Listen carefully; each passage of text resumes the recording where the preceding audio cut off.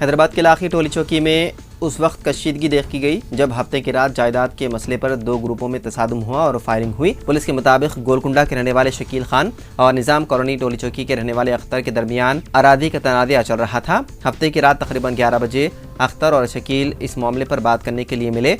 जब उनके दरमियान झगड़ा हुआ, जल्द ही एक हुजूम आया और मुबैना तौर पर अख्तर की रिहाजगाह पर हमला कर दिया। इत्तला मिलते ही मुकामी पुलिस मौके पर पहुंची, ताहम लोग वहां से फरार होने में कामयाब हो गए। बताया गया है कि इस तसादुम के दौरान 5 से 6 राउंड गोलियां चलाई गई। पुलिस ने हथियार को अपने कब्जे में ले लिया और इस सिलसिले में मुकदमा दर्ज करते हुए मसरूफ तहकीकात है।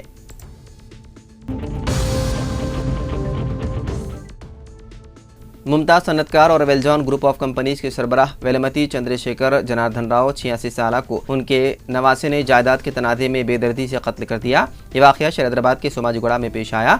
आंध्र प्रदेश के एलूरू इलाके के रहने वाले जनार्दन राव कई सालों से सोमाजीगुड़ा में मुकीम थे।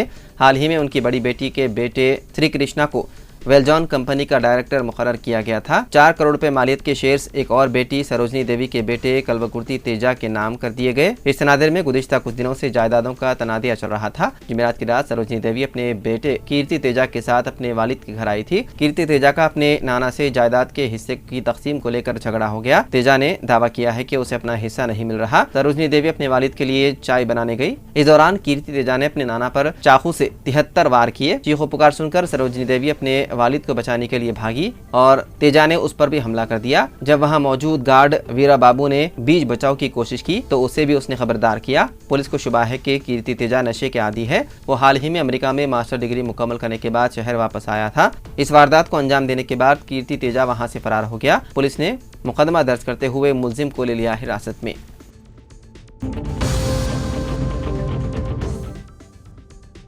इलेक्शन कमीशन ने तेलंगाना में नए राशन कार्ड्स के लिए दरख्वास्तों की वसूली को फौरी तौर पर रोकने से मुतालिक मुख्तलिफ चैनल्स और अखबारात की जानिब से फराहम की जाने वाली इत्तलात को गलत करार दिया और वादे किया कि रियासत में नाफिज MLC इंतखाबात के ज़ाब्ते अखलाक के पेश नज़र इलेक्शन कमीशन ने ऐसी कोई हिदायत जारी नहीं की है। गुज़िश्ता रोज़ हुकूमत ने ऐलान किया था कि नए राशन कार्ड्स के अहल अफराद कल यानी के हफ्ते से मी सेवा मराकज़ के जरिए ऑनलाइन दरख्वास्तें दे सकते हैं। इसके अलावा पुराने राशन कार्ड्स में ख़ानदान के नए अफराद के नाम शामिल करने और दीगर तब्दीलियाँ करने की भी इजाज़त देने का फैसला किया था। इस खुसूस में महकमे सिविल सप्लाईज ने मी सेवा डायरेक्टर को जुमे के रोज़ एक मकतूब भी रवाना किया था। ताहम हफ्ते को रियासत भर में नई दरख्वास्तों को तकनीकी वजह से मी सेवा सेंटर पर कबूल नहीं की गई।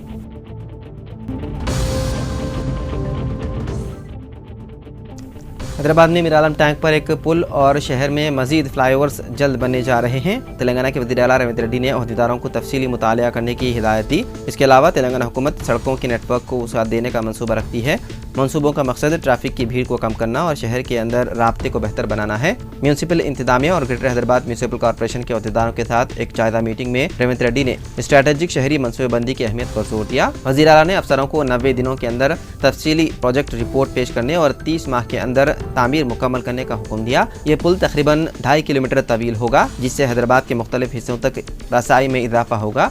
अहदेदारों ने 3 मुख्तलिफ तजावीज़ पेश की है। ताहम रेवंत रेड्डी ने प्रोजेक्ट की डिज़ाइन और अफादियत को बेहतर बनाने के लिए तरमीम की तजवीज़ दी।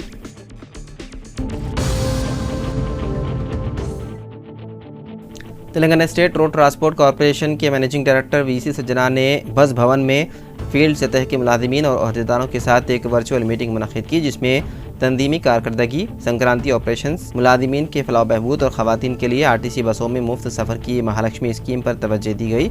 इलेक्ट्रिक बसों को शुरू करने पर तशवीश के बारे में खिताब करते हुए MD ने वाज़ेह तौर पर कहा कि डिपोज़ को खानगी बनाने की अफवाहें गलत हैं और कहा कि इलेक्ट्रिक बसों को शुरू करने की वजह से कोई भी मुलाजिम उसके जॉब से महरूम नहीं होगा।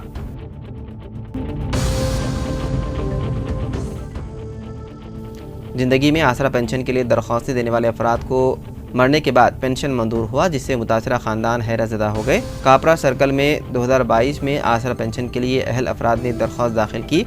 उनमें 191 अफराद को पेंशन मंजूर हुआ।